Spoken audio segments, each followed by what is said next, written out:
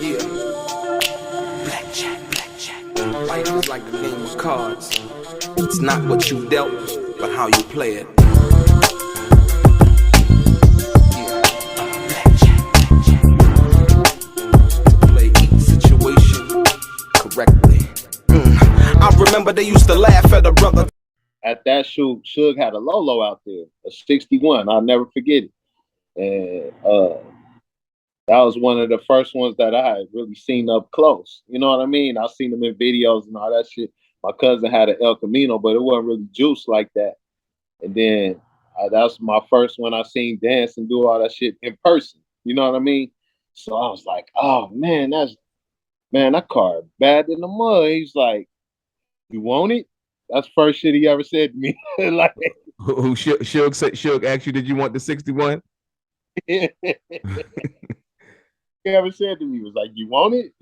Like, Sneak was like, nah, he don't want it. He don't want it. You know. So now check this out. See, now what you describing to me at that particular time, it seemed like Suge was cool. Yeah, he wasn't the Suge Knight that became the Suge Knight that everybody want to try to demonize or whatever. He was already that guy, but that's the thing about him. Like, I never encountered nothing directed towards me. Not to say I didn't see no shit go down, but I'm saying he never directed that towards me. But we was always on some business shit, like, and I wasn't never really trying to be like all up with that nigga, like, hey, what's cracking? What we into? You know what I mean? Like, what we on tonight? Or I wasn't really trying to, like, I wasn't trying to prove nothing to that nigga. So he kind of already knew I was there for the music. So he didn't smell none of that trying to be a gangster shit on me. You know what I mean? So he didn't come at me with that. You know. And then on the other side of things, I never really put myself in the situation to where, you know, I'm finna run him hot on no shit, because I ain't kicking it with him like that. You know what I mean? Right. So your thing was you was a creative and you stayed in your lane as a creative. Stayed in my lane. I ain't claiming no motherfucking set, nigga. I'm from Dayton, Ohio. We don't have gangs. Respect. Hey, so now the thing now, would you say that was part of what Tupac had basically was trying to do?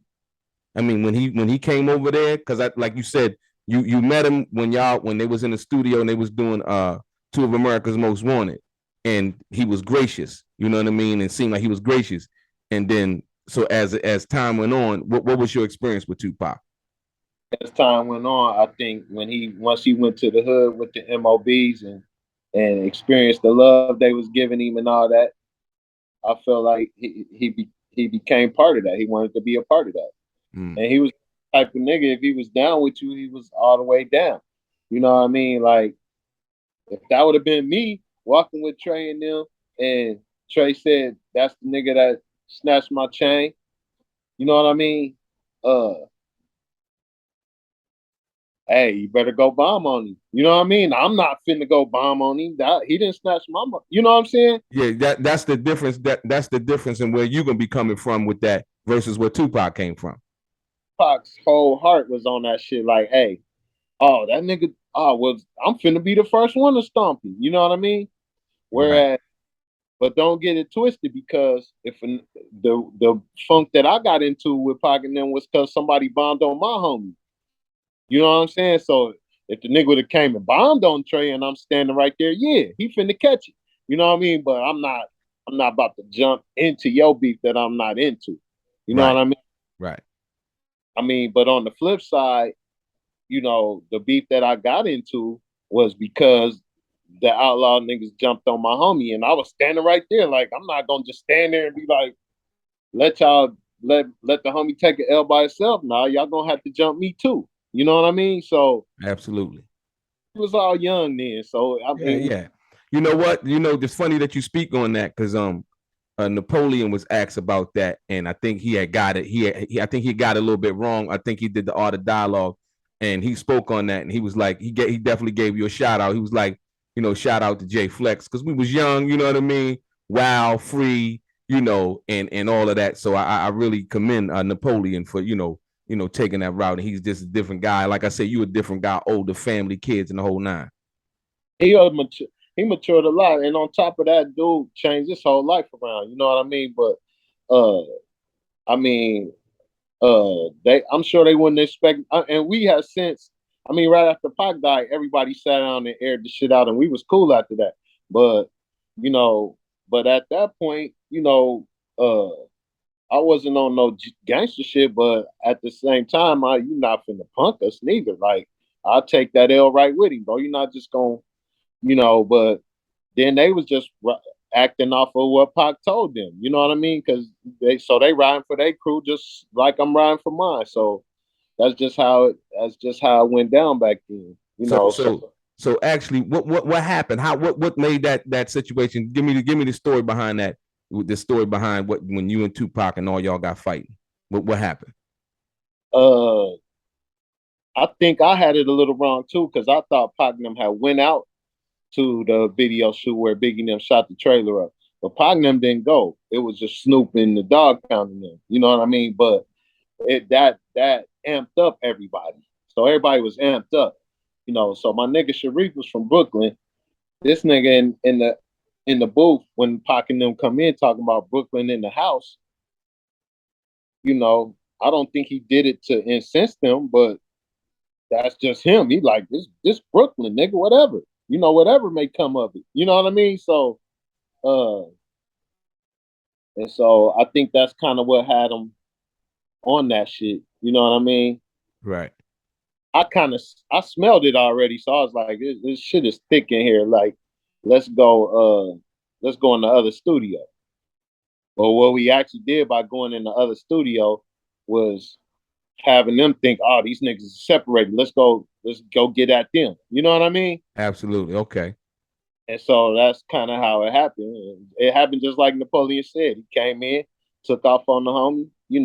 They get to going at it. I jumped in it. Then somebody, I didn't know it was Big Psych, but he said it was Big Psych. Somebody hit me from behind. I turned around and started fighting them. But and shit. So Pac was laying back, just being a general. He didn't really get into it. Nah, because Bud, my homie Bud was like trying to get in there. He was holding Bud back, like don't get in it. So Tupac was holding the Butter back. Yeah. Okay, got you. Yeah. Shout out to Butter. Like I said, I ain't seen him or heard from him in a while, but shout out to Butter, man. Dope producer. You know what I mean? Yeah. One of them guys, man. Yeah, he doing good, man. He is. That's good.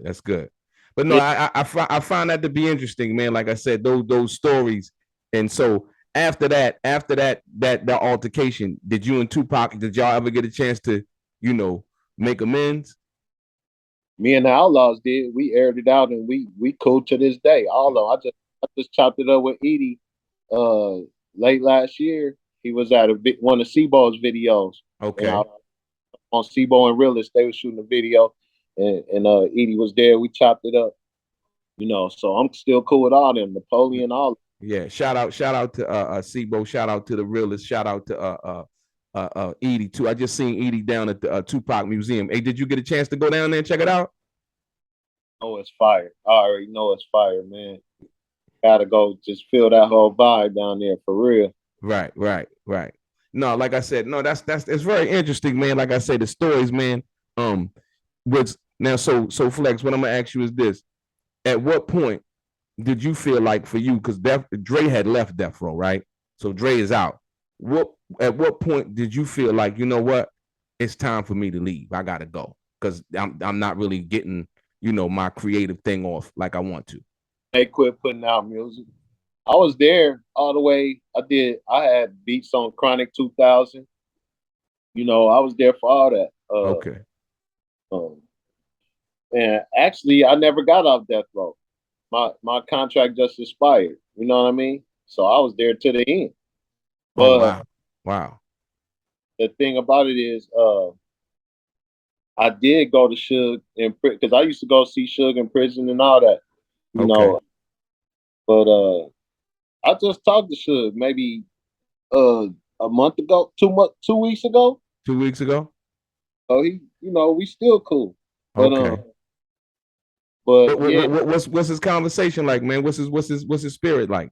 He's holding his head? positive, bro. He always positive. He gave me some ideas for some songs, bro, that turned out to be fun.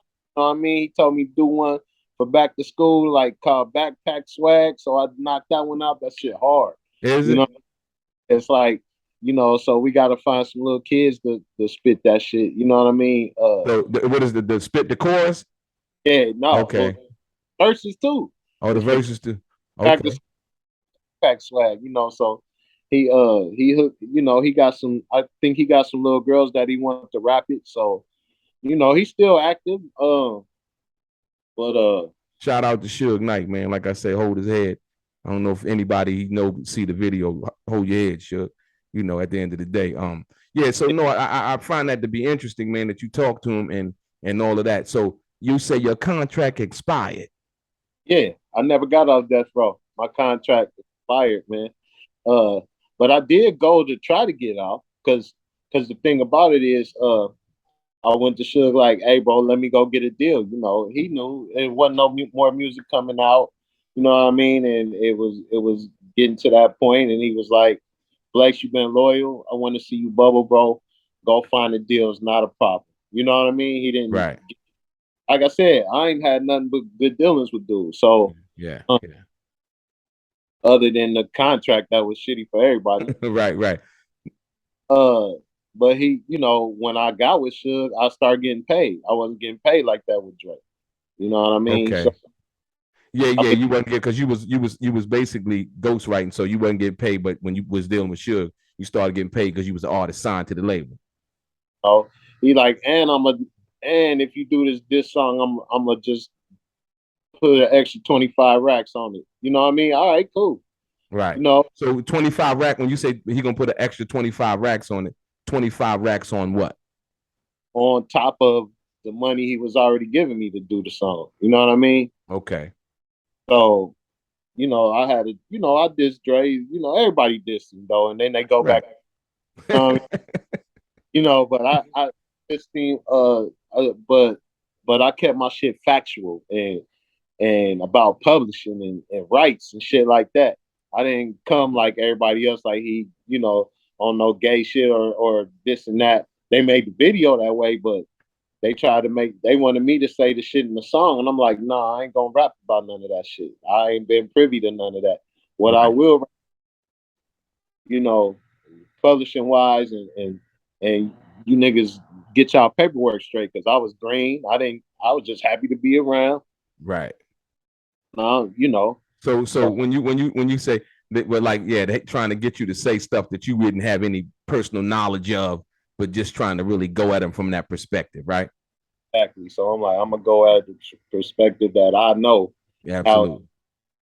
And try to educate these niggas coming up, get your paperwork and all that shit together.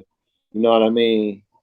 So you don't get jerked. I'm your boy DELRAY. Straight gang. Peace.